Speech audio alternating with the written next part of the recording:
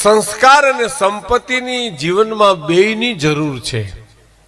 સંસ્કાર ને સંપત્તિ એની જીવનમાં બેયની જરૂર છે, પણ ફેર એટલો છે, સંસ્કાર હોય ને વેલા મોડી સંપત્તિ આવે, પણ સંપત્તિ હોય ને સંસ્કાર આવે એવું નથી. નો આવ્યા લ્યો, લંકામાં ઠેઠ સુધી નો આવ્યા ને.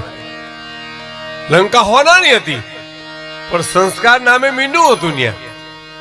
અને વ્રજમાં ગોકુળમાં માલધારીઓ રહેતા હતા. નંદ બાવાને નેહડે તો માલધારીઓ હતા, અને જેલમાંથી છૂટીને કૃષ્ણને મથુરામાં ગોકુળમાં આવવું પડ્યું સાહેબ.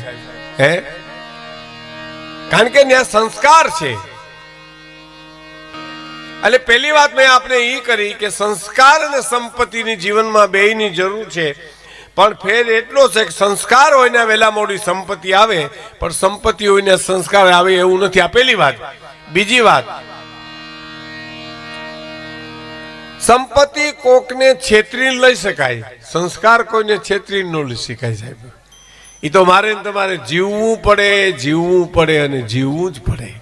સંસ્કાર છેતરીને ન લઈ શકાય. અને ત્રીજી અને છેલ્લી વાત, તમામ મેળવેલી સંપત્તિ મૂકીને વયું જવું પડે. સંસ્કાર તો ભાતા તરીકે કાયમ આવે છે. આ જીવ જ્યાં જાય છે ત્યાં સાહેબ. આપણો દેશ સંસ્કારનો છે. અને મને એમ થાય કે આ આપણી સંસ્કૃતિ જે છે, આપણા જે ધર્મના સંસ્કાર છે, એ આપણી સાચી મૂડી છે. બંને સંતવાણીના આરાધકો ભજનો બહુ સારા ગાય, ભજનો પણ એ આપણી મૂડી છે સાહેબ. ભજન કોઈ ભજન ગાય, કોઈ ભજન કરે, એક વાત. બીજી વાત, સંસ્કારને આવતાય પેઢીયું લાગે, સંસ્કારને જાતાય પેઢીયું લાગે. મિત્રો, યુવાન મિત્રો ખાસ સાંભળ્યો, સંસ્કારને આવતાય પેઢીયું લાગે અને સંસ્કારને જાતાય પેઢીયું લાગે. સંપત્તિમાં એવું નથી. સંપત્તિ તો દિયા જ મેં લોટરીની ટિકિટ લાગી જાય ને બીજે શેર બજારમાં ડૂબી જાય તો રોડપતિ થઈ જાય. હા, એમાં કાંઈ બહુ મોટી વાત નથી. સંસ્કારને આવતાય પેઢીયું લાગે અને એને તો જાતાય પેઢીયું લાગે. એટલે આ દેશ મારો ને તમારો સંસ્કારનો દેશ. આપણો દેશ સંપત્તિનો દેશ છે જ નહીં. સંપત્તિ ડાયવર્જન છે, એને હાઈવે નો કરી નખાય સાહેબ. સંસ્કાર છે એ હાઈવે છે. સંસ્કાર એ જીવનનું ભાતું છે.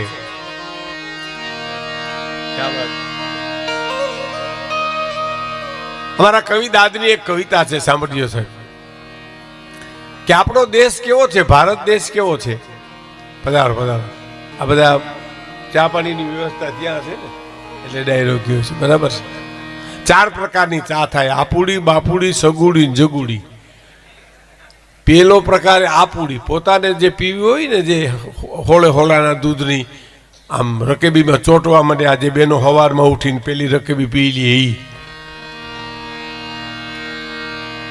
અને બીજી આપુડી, પછી બાપુડી. માવતર એમ કે દીકરા ચા બનાવે તો એમાં 50% પાણી પડી ગયું હોય. પછી સગુડી, હગાવાલા એવા હોય, એમાં તો તમે સીતારામની માયા, બસ એમ નીકળ્યું ભૂ. આમ આમ ચાની રકેબીમાં મોઢું લઈને પાછી પાડી લ્યો, દાંતીઓ લઈને ઓરાવી લ્યો, એટલું પાણી એમાં ભર્યું હોય સાહેબ. એટલે અહીંયા તો આપુડી જ પીવાય છે ને અમે અહીંયા આપુડી પીને જ બેઠા છીએ. પણ આ તો હાસ્યરસ છે. હાસ્યરસ છે ને એ ડાયવર્ઝન છે, એને હાઈવે નો કરી નાખાય સાહેબ. તમે શાક બનાવો ને એમાં ચટણી, હળદર, મીઠું નાખવું જ પડે.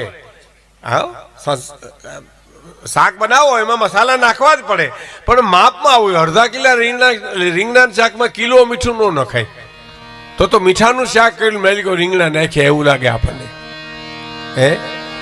એમ સંસ્કાર છે એ બહુ મોટી વાત છે. એ સંતવાણીમાં મળે છે, આવી ધર્મના ઉત્સવમાં મળે છે. અને આપણું ગામ તો દર વર્ષે આ ઉત્સવ ઉજવે છે. એટલે હું ખૂબ રાજી થાઉં. એક મારી તો ઘણી ઉંમર થઈ ગઈ છે, એટલે હું તો આપને જેટલો આનંદ કરાવાય એટલો હું કરાવીશ. મને અમુક ફરમાઈશો કરી છે, એ પણ જો મને યાદ હશે તો હું તમારા સામે રજૂ કરી દઈશ. પણ કવિ દાદની કવિતા, શબ્દ એક શોધો તો આખી સંહિતા નીકળે અને કૂવો એક ખોદો તો આખી સરિતા નીકળે સાહેબ. આપણો દેશ કેવો છે? શબ્દ એક શોધો ને ત્યાં તો આખી સંહિતા નીકળે, અને કૂવો એક ખોદો તો આખી સરિતા નીકળે. અને દૂજી તાસી છે ભારતની ધરતીની કે મહાભારત વાવો અને ગીતા નીકળે સાહેબ. તમે કલ્પના તો કરો મિત્રો, વાયુ મહાભારત આપણા દેશમાં, નીકળી ગીતા, ભગવાન કૃષ્ણની ગીતા નીકળી સાહેબ. હે જુદી તાસી છે ભારતની ધરતીની કે મહાભારત વાવો અને ગીતા નીકળે. અને હજી ક્યાંક ધબકે છે લક્ષ્મણની રેખાઓ, જ્યાંથી રાવણો બીતા બીતા નીકળે સાહેબ. હા, એ મજા આવે ત્યારે થોડા ખખડતા રહેજો, એટલે અમને ખબર પડે કે આ દૂધ દોણામ ગયું હેઠું ગયું. અને અમે ટગલી ડાયરી બેઠા છીએ. એટલો સ્ટેજ ઊંચો તો મેં હમણાં ઘણા વર્ષે જોયો. એમ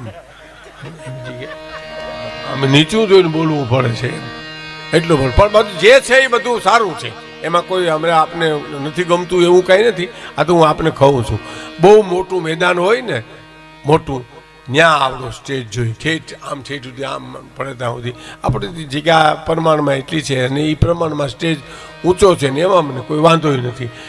ઊંચું જોઈને બોલીએ ને બધું નીચું જોઈશું, આમ આ ડાયરો આ બેઠો છે એમ બોલશું, મીંદડી દૂધ પીતી હોય એમ.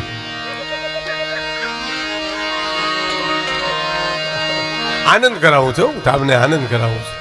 હા, હજી ક્યાંક ધબકે છે લક્ષ્મણની રેખાઓ, જ્યાંથી રાવણો બીતા બીતા નીકળે. અને હવે સાંભળજો મારી બેનો દીકરીઓ ખાસ સાંભળે, જનક જેવા આવી અને હળ હાંકે ને તો હજી આ ધરતીમાંથી સીતા નીકળે સાહેબ. આ દેશ સંસ્કૃતિનો દેશ છે, રામાયણનો દેશ છે, ભાગવતનો અને ગીતાનો આ દેશ છે સાહેબ. આ સંતોનો દેશ છે, સંતો બેઠા છે અહીંયા. હે આ ભૌતિક સુખનો દેખ નથી. આ અમેરિકા કે લંડન પ્રદેશની આપણે ટીકા નથી કરતા, કારણ કે દરેકની સંસ્કૃતિ દરેકને મુબારક છે. હા, પણ ત્યાં દીકરાને કહેવાય નહીં, દીકરો બાપને કે નહીં કાંઈ. એ બધું જો તમે ત્યાં જાઓ તો ખબર પડે કે તો શું છે. આપણે તો હજી સાહેબ ઘણું સારું, આપણી સંસ્કૃતિ તો ઘણી સારી. ખેર સમય પ્રમાણે પરિવર્તન આવતું જાય, એ આવ્યા કરે અને જાય. તો હજી ક્યાંક ધબકે છે લક્ષ્મણની રેખાઓ, જ્યાંથી રાવણો બીતા બીતા નીકળે. જનક જેવા આવી અને હળ હાંકે તો હજી આ ધરતીમાંથી સીતા નીકળે. અને છે ભોજ અને કાલિદાસના ખંડેરો, આ ભારતના ખંડેરો કેવા છે, ભોજ અને કાલિદાસના ખંડેરો, જરીક જ્યાં ખોતરો ત્યાં કવિતા નીકળે સાહેબ. એવો આ દેશ છે. હે એટલે મારે આપને એક પ્રસંગ સંભળાવવો છે, વાત કરવી છે.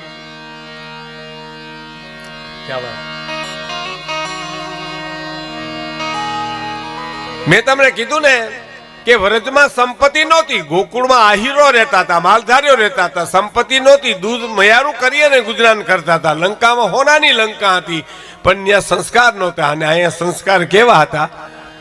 દુલા કાગ લખે છે કે ઉભેલી અજાણી નાની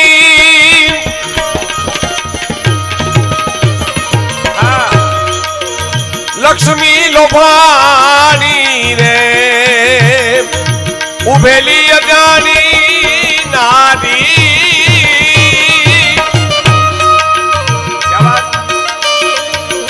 લક્ષ્મી લોભાણી રે, એ જેને પ્રીતેથી ભરવા છે મારી તારા પાણી રે, રાની તારા આગના રે, મારી તારા કેટલા જન્મની એક માણી રે,